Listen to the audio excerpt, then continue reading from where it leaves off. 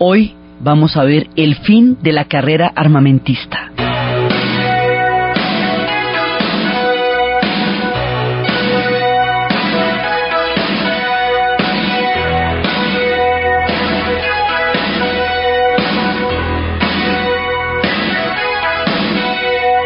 A lo largo de los relatos que hemos hecho sobre nuestro recorrido por la Guerra Fría, hemos hecho una mirada planetaria por regiones sobre cómo la Guerra Fría se fue instaurando como un orden mundial, cómo empezó en Europa del Este, cómo llegó a la China por vía de la Revolución China, cómo llegó al sudeste asiático, cómo llegó al África, cómo llegó a América Latina. Cuando llega a América Latina ya es un orden histórico planetario, o sea, ya todo el planeta está bajo la coordenada del orden histórico de la Guerra Fría.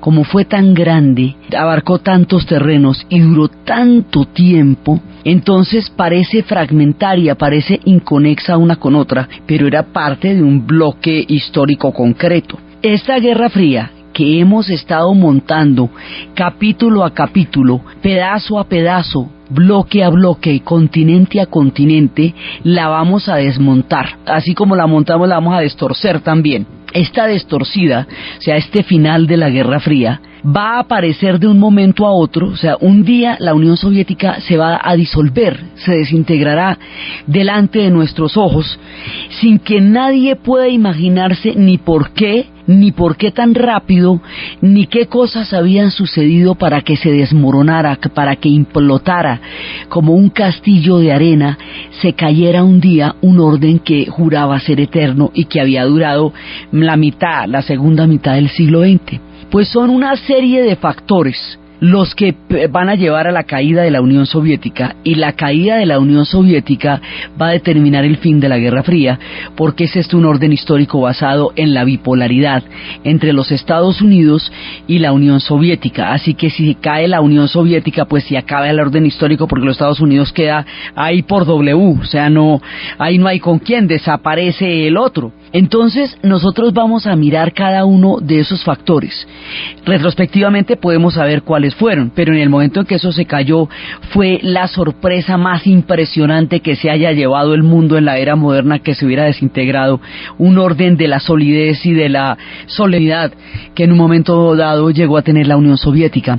En realidad atribuimos, en los análisis que se hacen retrospectivos, a 4 factores que tuvieron una interacción y una incidencia muy grande, pero como cada uno de esos factores tiene una connotación tan importante, es tan grande en la significación planetaria, entonces vamos parte a parte y se nos van a ir capítulos en esto. Entonces, primero es el desmonte del terror nuclear, porque la Guerra Fría se trataba del terror nuclear. Entonces vamos a ver cómo se desmonta la carrera armamentista, cómo echan marcha atrás a todos los proyectos para seguir haciendo bombas atómicas en el planeta. También otro factor es el factor económico. El microchip va a producir una revolución tecnológica que dará fin a la era de los altos hornos, del carbón y del acero, de las grandes industrias, de la alta industria automotriz norteamericana. Va a terminar una era industrial porque vamos a pasar a otra etapa. Esa otra etapa van a ser los microchips.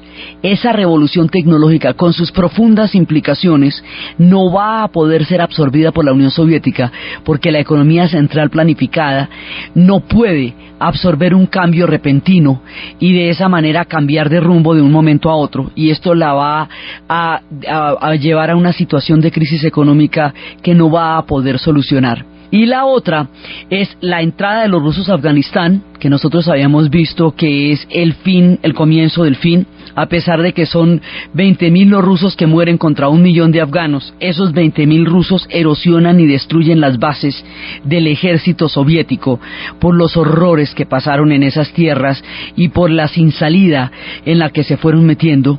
Y la otra es las venganzas históricas, los diferentes rencores y odios que tenía pendiente la Unión Soviética en su proceso de expansión, y nadie los odiaría más que Polonia. Así que Polonia es la motica por donde se va a desbaratar todo el proceso y todo el andamiaje de la Unión Soviética, porque va a empezar por ahí todo el desmonte del bloque de la Europa Oriental. Los polacos, en todo el rencor que le tienen a los soviéticos, con la llegada del Papa y la aparición de la resistencia católica y del Sindicato de Solidaridad, empezarán un proceso que terminará con toda la Europa del Este, y después ya la desintegración se dará por otro de los grandes rencores históricos que rodean a la Unión Soviética, que son los bálticos, Lituania, Letonia y Estonia. Entonces este es el cuento que vamos a echar de aquí para adelante, porque es cómo nos vamos a bajar de la Guerra Fría y cómo se va a desbaratar. Entonces son estos factores que están estrechamente interrelacionados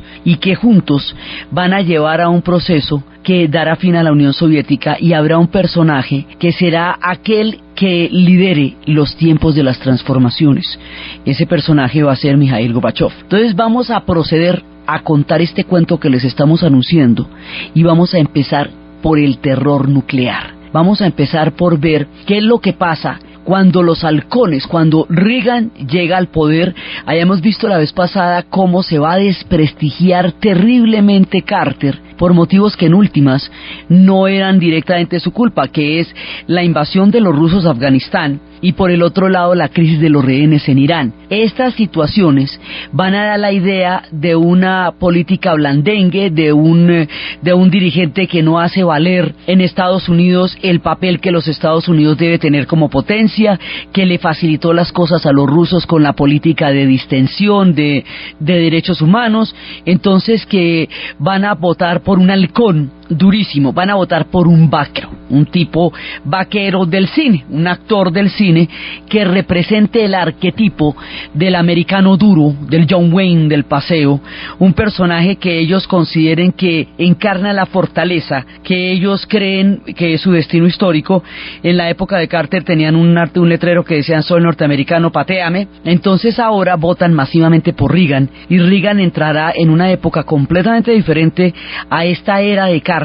Y en el otro lado, en Inglaterra, en esta sociedad indisoluble hasta el momento entre los norteamericanos y los británicos, está Margaret Thatcher, iniciando una era durísima también en Inglaterra. Entonces estos personajes en principio son los que van a llevar esta nueva etapa. Entonces hay un momento en que Reagan empieza a plantear una locura increíble. Digamos, él cree que la aniquilación atómica es el horror del planeta, digamos, eso lo cree. Él piensa que hay otra manera de llevar la guerra, la carrera nuclear a un punto en donde los Estados Unidos sí se pueda salvar de la bomba atómica. Porque es que resulta que de la bomba atómica pues no se salva nadie. Alguna vez habíamos visto que eso es como el genio que se le aparece a un hombre y le dice que le va a dar a su vecino el doble de a él, sea cual sea el deseo que le pida, y entonces el hombre le pide al genio que le saque un ojo. Pues entonces en la bomba atómica pasa lo mismo.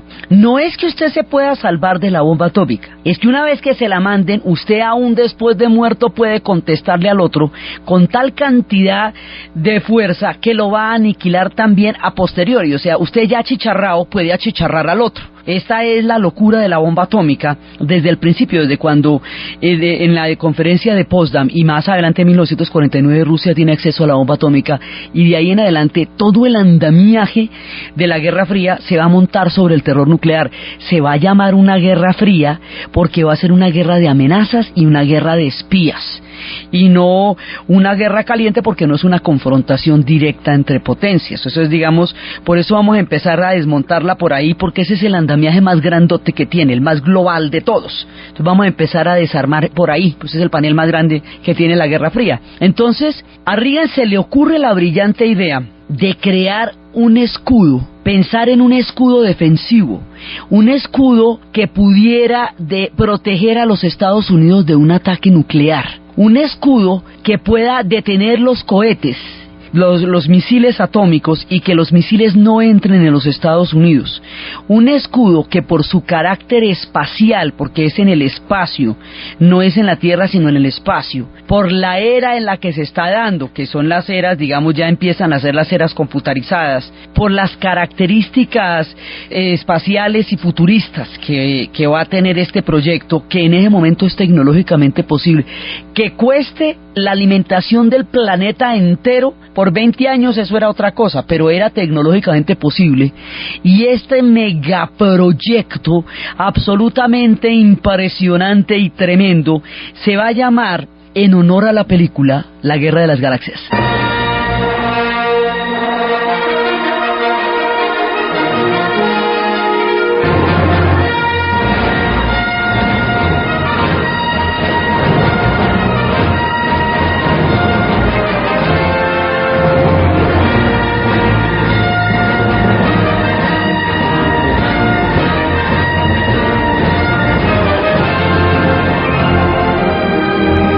De esta manera, Arturito, Citripio, la pobre princesa Leia y el pobre Luke Skywalker van a ser mentados para un proyecto demencial, proyecto absolutamente loco, porque era crear un escudo protector que pueda detener los misiles en pleno vuelo.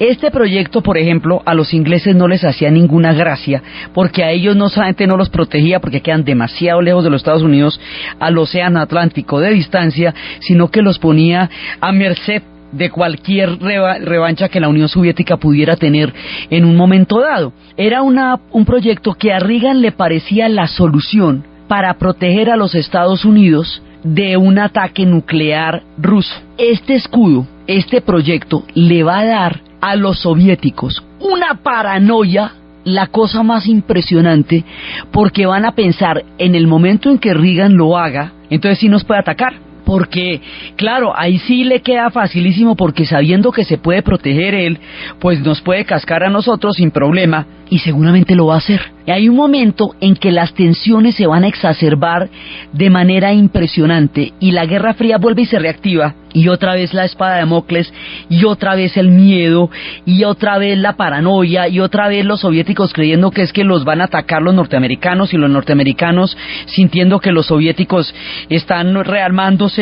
Hay un momento en que la Guerra Fría se calienta otra vez, como en el 48, otra vez como en el 62, como en la época de la crisis de los misiles entre Kennedy y Khrushchev. Otro punto de esos sumamente álgidos de la Guerra Fría, este va a ser el último, pero es un punto muy, muy tenso. En este punto tan tenso es donde Sting se pregunta si los rusos, y dice, ojalá que los rusos amen a sus niños también, porque es cuando está exacerbada la histeria nuclear, el desborde, digamos, de vaquero de Reagan, con la paranoia de los soviéticos. Es un lapso de tiempo corto, pero intenso en el miedo que va a producir, y por eso es que Sting en ese instante saca esta canción de los rusos, que hemos puesto en otras ocasiones, pero que corresponde exactamente a este momento de la historia, comienzos de los 80s.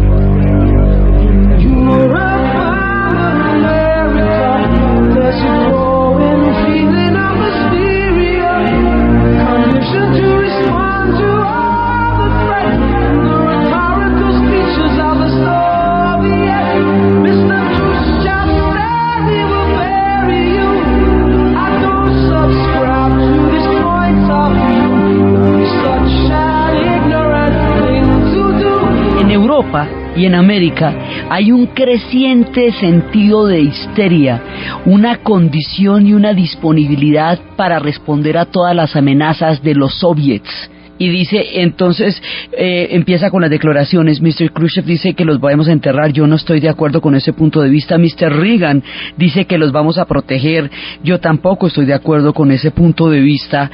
Yo no quiero, no quiero ese tipo de protecciones, y espero que los rusos quieran a sus niños también.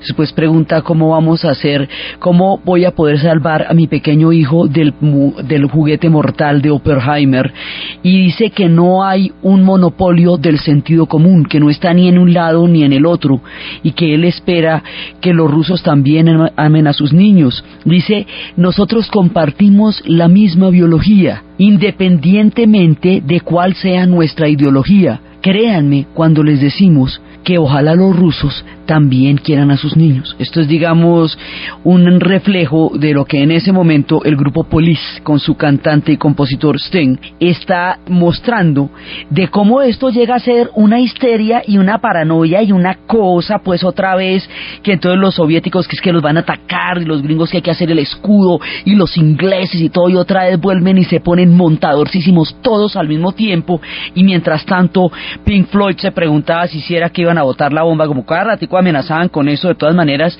el hombre le pregunta a la mamá si cree que le va a botar o no, ¿no?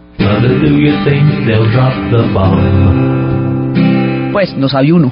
Entonces le pregunta, mamá, ¿será que van a botar la bomba?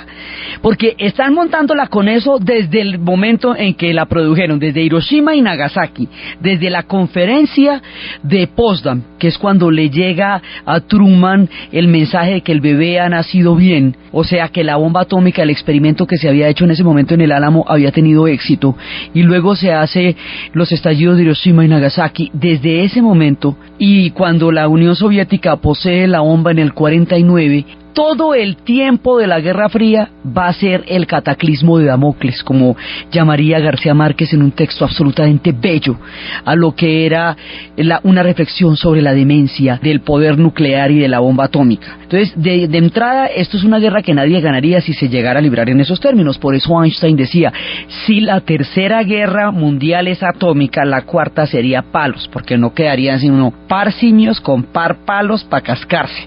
Eso acabaría con el planeta. Esta paranoia va a producir películas como El planeta de los simios, donde al final muestran la estatua de la libertad totalmente retorcida y dice, malditos, lo hicieron, fueron capaces, se echaron la bomba atómica.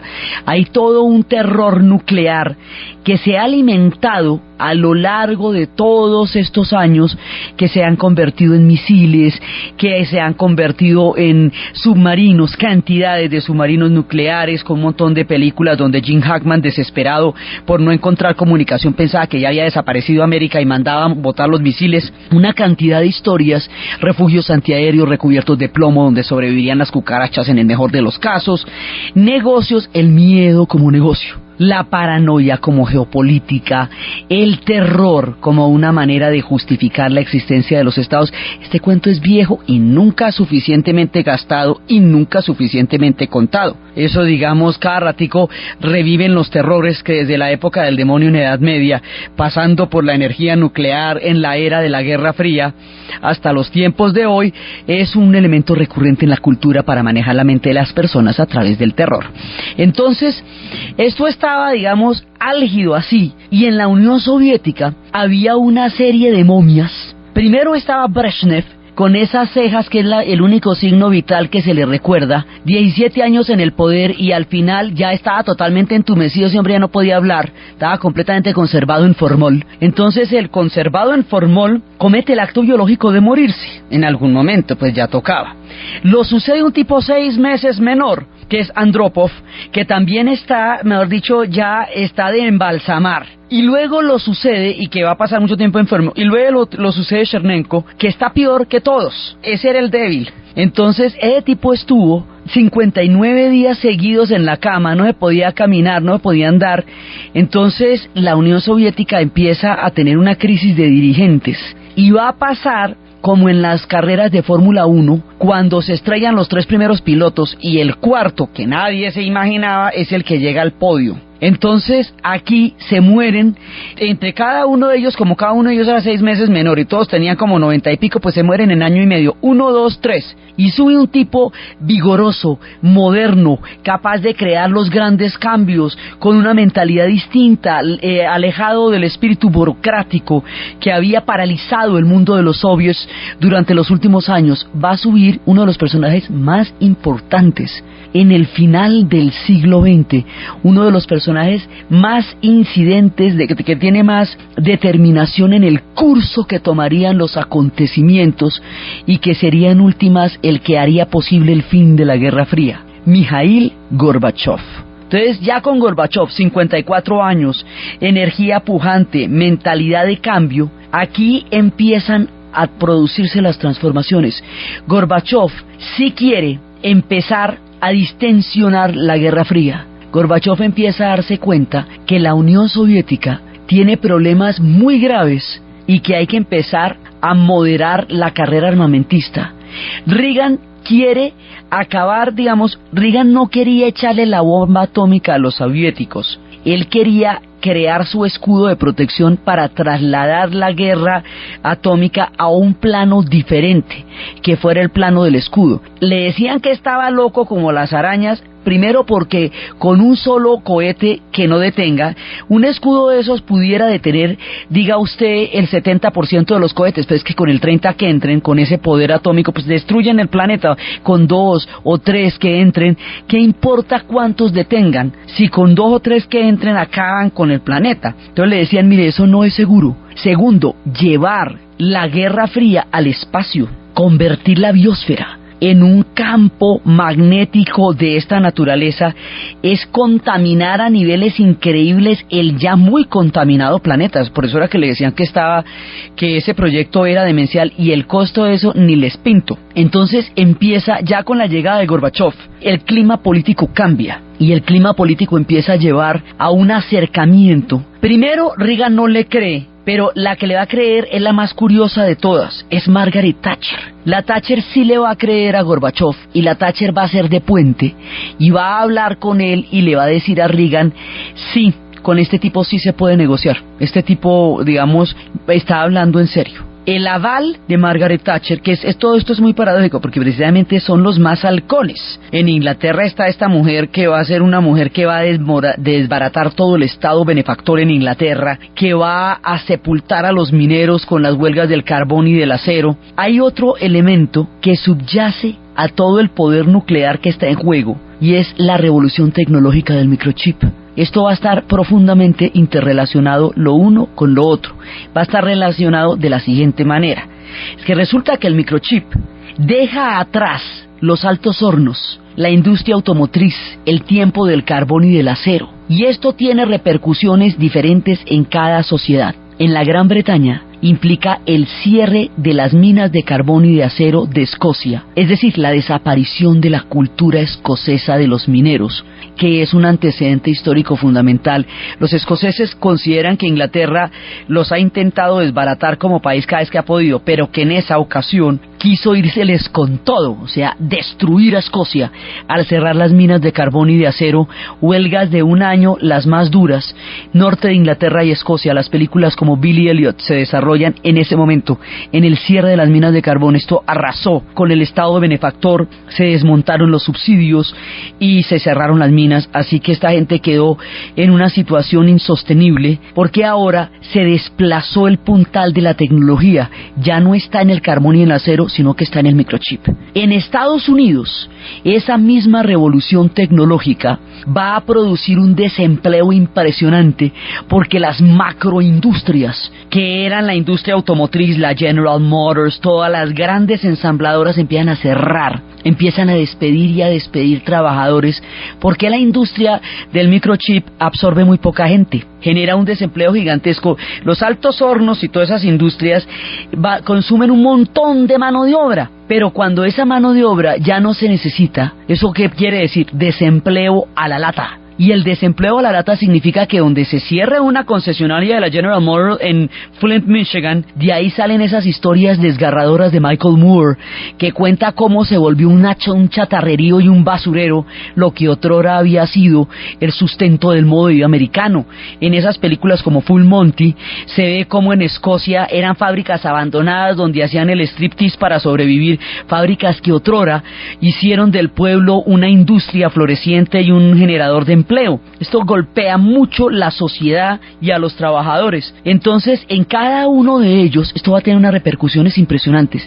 En esos contextos de desempleo, donde la masa de perdedores empieza a tomarse la América opulenta, el sueño americano empieza a producir mucha gente que no tiene empleo. es cuando el jefe, Bruce Springsteen, empieza a cantarnos sus historias. Empezábamos el programa con la Nacido en Estados Unidos, que a pesar del estribillo es una canción no patriótica, sino terriblemente crítica de la sociedad donde va a nacer Bruce Springsteen, como una sociedad sin salida y sin oportunidades para él. En estas épocas va a retomar a un personaje que Steinbeck había llevado a la literatura en las uvas de la ira en los tiempos de la Gran Depresión, en un disco que se llama El fantasma de Tom Joad, y Tom Joad es un desempleado durante la era de la depresión. Empieza el desempleo y el jefe, Bruce Springsteen, es el que nos cuenta cómo viven los perdedores en el sueño americano.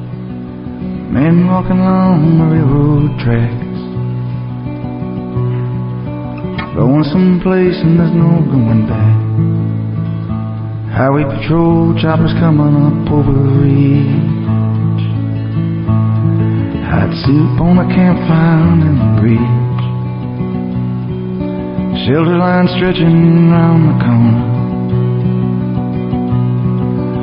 Esta es un canto a los desempleados y a cómo cuando suceden estas cosas reviven los fantasmas de Tom Joad y de estos personajes que están vagando por las carreteras, que buscan una sopa caliente, que buscan un refugio debajo de los puentes, que en el nuevo orden no caben, ¿me entiende? Hay un nuevo orden económico y hay mucha gente que no cabe ahí. Y las familias empiezan a tratar de moverse hacia el suroeste porque no encuentran ni trabajo, ni paz, ni descanso. Las autopistas se van llenando de un nomadismo en donde la gente va buscando oportunidades, porque los pueblos donde nacieron y donde existieron los grandes niveles de vida empiezan a ser ya cementerios de una era industrial que ya no llega, y los microchips están transformando toda la economía.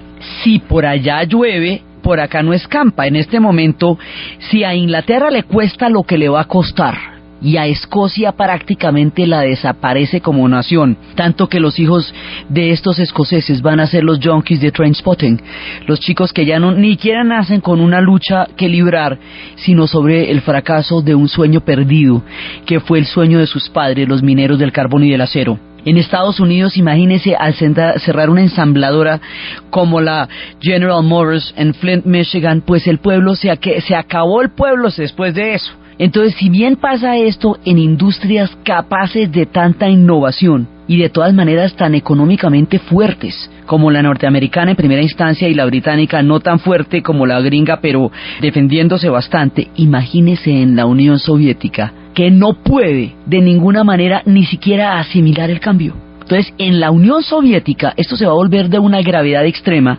porque la Unión Soviética está basada en una economía central planificada. Esto está montado en planes quinquenales. Cada 5 años hay que hacer una cosa. Entonces nunca había habido bienes de consumo ligero, que porque la reconstrucción, que porque la Guerra Fría, que por esto, que por lo otro.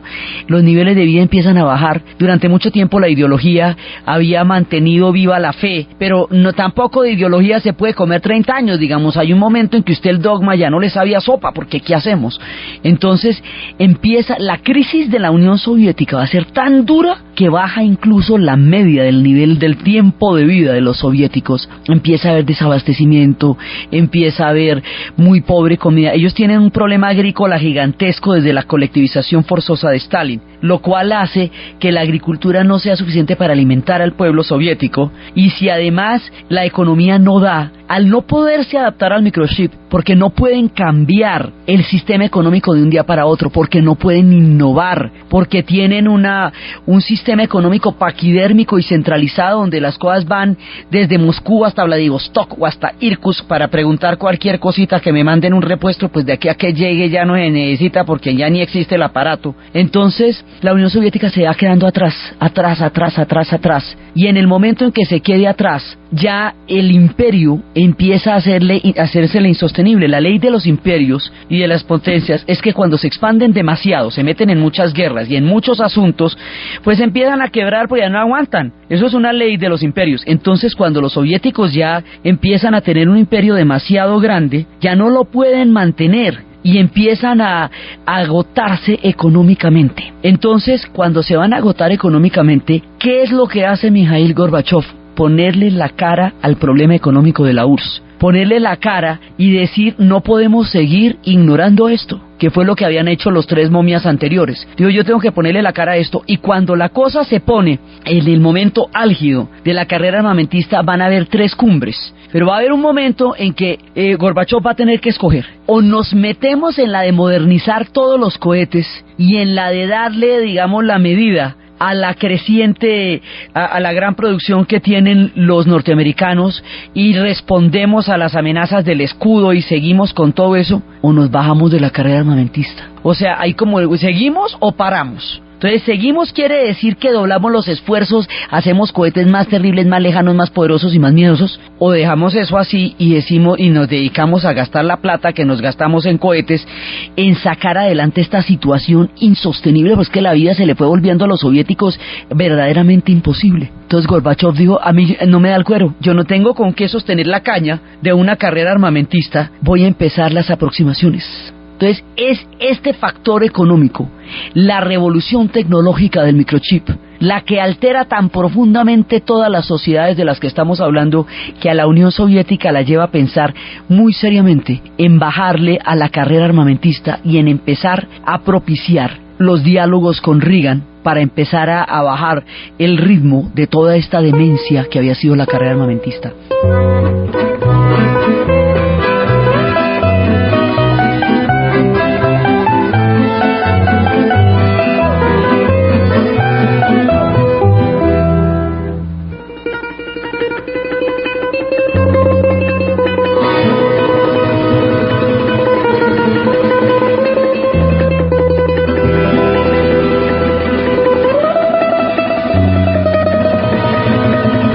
La Unión Soviética entra en la encrucijada y Mikhail Gorbachov hace la diferencia, porque empieza a pensar en términos económicos y dice, mire, lo primero toca bajarse de la carrera armamentista, porque resolver la crisis económica de la Unión Soviética, que resulta como efecto de toda la transformación tecnológica que pasó, no me permite seguir en la carrera armamentista, es lo uno o lo otro. Y la carrera armamentista a mí se me va volviendo un agujero negro, y yo no tengo con qué respaldar eso, y no tengo con qué respaldar lo que eso va a implicar. Entonces me voy a acercar. Reagan también está en disposición de acercarse, porque está mucho más interesado en su escudo que en un ataque, o sea, más en el plan de defensa que en el plan de ataque. Y Margaret Thatcher hace posible ese puente, esa es la que es como la cosa más paradójica. Entonces vienen una serie de cumbres en Reykjavik, en Ginebra, en Helsinki, y esas cumbres van acercándose hacia una negociación. Pero hay un problema. Gorbachov dice, si estamos dispuestos a limitar la producción de misiles, de acuerdo. Destruimos un poco de misiles, de acuerdo, no hay problema. Pero necesito que ese proyectico del escudo de la guerra de las galaxias me lo deje en el laboratorio y lo deje como una hipótesis y no me lo cumpla, porque si me lo cumple, sí me ponen aprietos. Entonces Reagan dice, mire, yo estoy de acuerdo con la destrucción de los misiles, yo no creo que los misiles nos lleven a ninguna parte, yo estoy de acuerdo con la limitación verdadera de proliferación de armas nucleares, yo también estoy de acuerdo con eso, pero mi escudo no, déjeme, yo pongo mi escudo, yo quiero poner mi escudo, no es que mi escudo es lo más divino. Entonces dice, no, el escudo no se va a poder, señor, porque entonces ¿cómo hacemos? O sea, yo cómo le creo a usted que usted tan divino si monta un escudo donde usted se puede proteger y yo no. Entonces eso hace que las cumbres no lleguen realmente a un acuerdo que de verdad limite la producción de armas nucleares. En la era de Carter, los tratados SALT I y SALT II habían propuesto la limitación de las armas nucleares, pero no tenían condiciones para hacerse veraces, pues para cumplirse. Aquí ya estamos cerquita, pero la insistencia de Reagan en su proyecto de la guerra de las galaxias no le da a Gorbachov el argumento político frente a su propio pueblo para poder firmar los acuerdos. Entonces hay una frustración porque están cerquita, a punto, pero todavía no se logra el acuerdo definitivo por la insistencia en el escudo. Entonces, cuando están todavía en esas, pasan dos cosas que van a alterar profundamente los acontecimientos y van a convencer total y absolutamente a Mikhail Gorbachov que la única alternativa para la Unión Soviética es el desmonte definitivo y total de la carrera armamentista, y que no hay nada que piense hacer al respecto, y que los Estados Unidos, es más, que lo puede hacer incluso unilateralmente, porque no va a poder responder de todas maneras, con una escalada de estas en ningún sentido, a ningún nivel y sobre ningún caso. Lo que va a convencer, o sea, el argumento definitivo del fin de la carrera armamentista va a ser una tragedia de grandes proporciones, un hecho histórico increíble y aterrador que sucede como una advertencia a la humanidad del peligro de estar jugando con fuerzas que no puede realmente manejar, que no está listo para conocer. La cosa empieza por unos rumores, hay una detección de radiación fuertísima, mucho más allá de los niveles normales en Suecia. Y dicen los suecos, ¿qué pasa? Que los niveles de radiación están altísimos. Y empiezan en Finlandia. ¿Qué pasa? Que los niveles de radiación están altísimos. Busquemos dónde es el origen, dónde están subiendo los niveles de radiación. Empiezan a comunicarse entre los 3 escandinavos. No es aquí, dice Suecia, no es aquí, dice Finlandia, no es aquí. Entonces echemos más para el norte. Esto viene del Báltico. El viento viene del este. Eso tiene lugares al este, no al oeste. ¿Qué pasó? Pasó lo imposible, lo inesperado, lo que nadie se puede imaginar, el estallido de un reactor nuclear en un lugar de Ucrania llamado Chernobyl.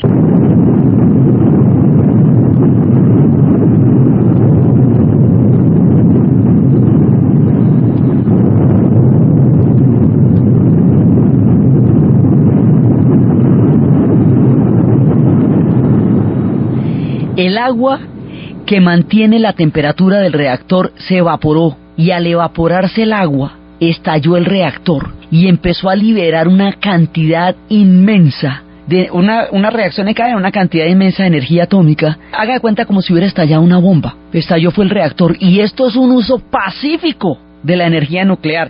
Que conste que no fue que hubieran botado la famosa bomba que tenían a todo el mundo montado con que se le iban a botar. Es un accidente, ni siquiera es un ataque. Y el accidente tiene unas proporciones tan grandes que eso no se va a poder comprender sino una generación después. En su momento era tan aterrador lo que estaba pasando que ni siquiera sabían cómo manejar la emergencia. No están preparados. Primero, esto fue un error humano, fue negligencia, fue obsolescencia tecnológica para manejar estas cosas, fue descuido, los reactores no los tenían como debe ser, no les tenían las bolas que les debían parar. Ucrania, que es el único territorio cuya agricultura realmente funcionaba para la Unión Soviética, va a verse con el 30% de su tierra, el territorio cultivable, destruido por la radiación, completamente contaminado. Entonces lo primero que pasa es que mandan a 2.000 personas a tratar de apagar el incendio, y resulta que las mandan sin ninguna protección. Entonces primero mueren los trabajadores de la fábrica instantáneamente, los del reactor, de una. Luego llega todos los equipos de auxilio que llegan allá, pues van a morir porque los mandan sin protección. Entonces quedan como en los capítulos de Los Simpson, donde todos están debajo del pupitre esperando el estallido atómico, y el señor Burns es el único que tiene traje de protección. Y toda esa gente va a morir. La gente que llega a auxiliar y apagar el incendio, eso dura ardiendo días y días y días, y va liberando toda esa radiación, y esa radiación empieza va a contaminar las verduras y las legumbres y la leche de toda la Europa del Norte. Escandinavia queda totalmente contaminada, cualquier cantidad de comida se tiene que botar en ese momento, hay una emergencia de radiación muy grande. Ucrania no le va a perdonar a Rusia esto jamás, porque va a considerar que esto fue un producto de ese centralismo, de esa economía que no permite ningún nivel de decisión, porque es que no era que los ucranianos pudieran pararle bolas al reactor, no es que para poder cuidar eso usted tiene que escribir a Moscú, y de Moscú le contestan, y entonces hasta que le manden el operario, mejor dicho, ahí hay un trámite burocrático lento que hace que usted no pueda mantener los niveles de eficiencia de las cosas. La Unión Soviética se fue volviendo ineficiente, y esto fue la manera más aterradora como se demostró. Hoy por hoy se dice que debieron morir más de 6.500 personas en cosas relacionadas con el incidente de Chernobyl, tanto los que estuvieron en los equipos de auxilio como las personas que murieron de cáncer inmediatamente después, y las personas que un poco más adelante también tuvieron cáncer cánceres producidos por la exposición a la nube de radiación que estaba recorriendo el planeta. Esto fue la cosa más aterradora. Los soviéticos, a pesar de que en ese momento se estaban transformando, no tenían todavía la costumbre de decir lo que pasaba, no decían nada. En un principio ni siquiera Gorbachov tenía idea del tamaño de la tragedia. Y entonces no daba ningún comunicado. Eran los suecos los que estaban dando la voz de alarma. Dicen, pero ¿cómo así que los suecos están dando la voz de alarma de Chernobyl? Si eso sucedió en Ucrania, se le corresponde a la Unión Soviética estar manejando el asunto, como que nos vamos a enterar por los suecos. Quiere decir que están otra vez en ese hermetismo brutal que tienen los soviéticos, donde uno no sabe qué está pasando, quién sabe eso, ahí de para adentro qué irá a pasar. Esto le va a caer políticamente a Gorbachov como una tragedia terrible en su vida. Y él dice que es una de las causas también, uno de los motivos que llevaría al derrumbe y a la desintegración fue el impacto psicológico y político dentro de su pueblo de lo que fue Chernobyl. Después de semejante horror, el tipo dice, yo no puedo seguir jugando con esto. Mire, nadie puede garantizar el buen manejo de la energía atómica, ni siquiera para fines pacíficos. Esto de Chernobyl que sucedió hace 20 años, en abril de 1986, y se cumplieron los 20 años de Chernobyl ahoritica, en abril de este año, debe ser recordado porque la proliferación de energía nuclear y de armas atómicas no es buena en ningún caso y para nadie. Nadie la puede tener, ni siquiera, no existe un uso responsable de esto, porque ni siquiera en casos como los reactores podían evitar una tragedia de esas. Entonces es una lección al mundo del poder tan aterrador y de cómo esto no debe estar al servicio de ninguna ideología y de ninguna manera, porque esto es una cosa muy miedosa. Entonces esto pone a Gorbachov sobre la jugada de yo me voy a bajar de aquí, y me voy a bajar de aquí es del todo, es decir, yo voy a firmar la destrucción total de los misiles, yo no voy a poner más misiles, yo me bajo de la carrera armamentista, independientemente de si los Estados Unidos se va a bajar o no, unilateralmente renuncio a la carrera armamentista, porque esto no me lleva para ninguna parte. Y la otra cosa es un incidente, pero es un incidente simbólico muy poderoso. Resulta que todas estas tensiones nucleares y esta histeria de la Guerra Fría reactivó los movimientos pacifistas que en los 60s habían empezado y que en los 80s vuelven con una fuerza impresionante, porque todo el mundo ve que otra vez vamos hacia la locura, otra vez hacia la insensatez, y entonces en ese momento los movimientos más duros son de Alemania, porque los alemanes la tienen clara, que donde quiera que estalle el tropel, a ellos los achicharran de primeras, sea por Europa del Este, sea por Europa del Oeste, o Berlín Oriental, o Berlín Occidental, pues la RDA o la República Federal Alemana serían las primeras en desaparecer en el caso de que alguien se moleste. Entonces los alemanes saben que ellos no tienen absolutamente ninguna salida donde esto se nuclearice y se trate en esos términos. Por eso los pacifistas alemanes son los más duros, porque son los más convencidos y son los que tienen absolutamente claro que más armas no significan más seguridad ni más protección en absoluto, que es todo lo contrario. Allá vivían armados hasta los supermercados, y eso hacía de Alemania un país volátil y terriblemente inseguro. Entonces, en ese momento, para demostrar la tontería de estos sistemas de ultradefensa, un muchacho, un peladito, que se va a llamar Matthews Rust, va a coger un avioncito Cessna, un planeador, y va a aterrizar en el corazón de la Plaza Roja. ¿Cómo le parece? Un avión Cessna, así nomás, solo para demostrar el ridículo, la farsa, la tontería de todos estos megasistemas de defensa. Y es una manera de decir, si puedo aterrizar yo de paisano, calcule la de cohetes que le podían haber metido a la Plaza Roja en el caso de que les diera por ahí. Pone en ridículo el poderío militar de la Unión Soviética y su capacidad defensiva. Como son las épocas de Gorbachov, Gorbachov charla con el hombre, admite el ridículo y en última lo va a liberar. Si le hubiera tocado en los tiempos de las momias, lo hubieran fusilado ahí mismo donde se bajó del avión. Esto nos pone de manifiesto que ya no hay más para dónde, que la carrera armamentista no tiene sentido en este momento de la historia de la Unión Soviética. Y esto hace que Gorbachov renuncie total y definitivamente, y que los acuerdos de limitación de arma nuclear y destrucción se firmen, y se firmen de verdad. Por supuesto, el tiempo invertido y el dinero invertido en estos juguetes nucleares, tanto en Estados Unidos como en la Unión Soviética, tanto de los Pershing como de los SS-20, hubiera podido salvar del hambre al África, y no sería hoy el continente sumido en la miseria que hoy es. Hubiera podido salvar nuestro futuro, nuestro propio destino en América Latina, hubiera podido encontrar la cura para las enfermedades. Es el desperdicio más irracional. Ese desperdicio en sí mismo fue criminal. La carrera armamentista en sí misma, aunque nunca hubiera sido disparada después de Hiroshima y Nagasaki, era un crimen por todo lo que significó en recursos del planeta Tierra invertidos en juguetes peligrosos para llegar a la conclusión de que lo que hay es que destruirlos. Pero menos mal se llegó a esa conclusión. Entonces se van a bajar 1.700 misiles atómicos, los van a desbaratar los soviéticos, y 870 misiles los van a desbaratar los norteamericanos, y arranca a funcionar esto de verdad, y empieza la limitación de armas, y el mundo se aleja, por lo menos en esta época de la Guerra Fría, del holocausto, del miedo, del terror nuclear, de la amenaza permanente.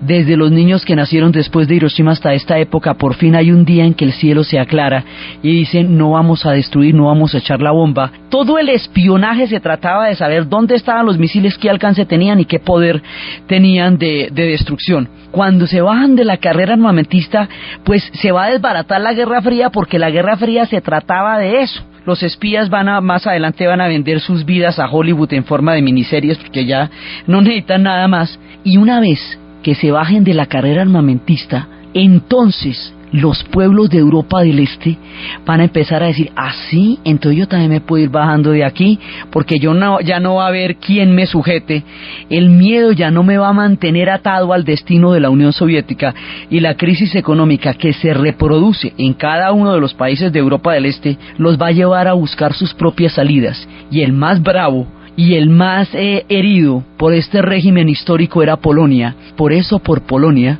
va a empezar la caída. Pero esto es lo que determina el rumbo del final del siglo XX, el fin de la carrera armamentista, y es el incidente de Chernobyl el que va a dar el elemento de conciencia política e histórica de lo que esto significó, y es el acto simbólico de Matthews Roth lo que nos va a dar el sentido del absurdo. Entonces, desde los espacios del terror atómico, desde los tiempos de las transformaciones, desde el surgimiento de los grandes reformadores como Mikhail Gorbachev, desde la locura de la guerra de las galaxias, desde la demencia de la humanidad jugando con la energía atómica como si fuera una tontería que se pudiera resanar, desde los tiempos de la sinrazón y de la razón, y de las reflexiones históricas que llevarían al fin de la Guerra Fría por la vía de la carrera armamentista. En la narración, Diana Uribe; en la producción, Ernesto Díaz; y para ustedes, feliz domingo.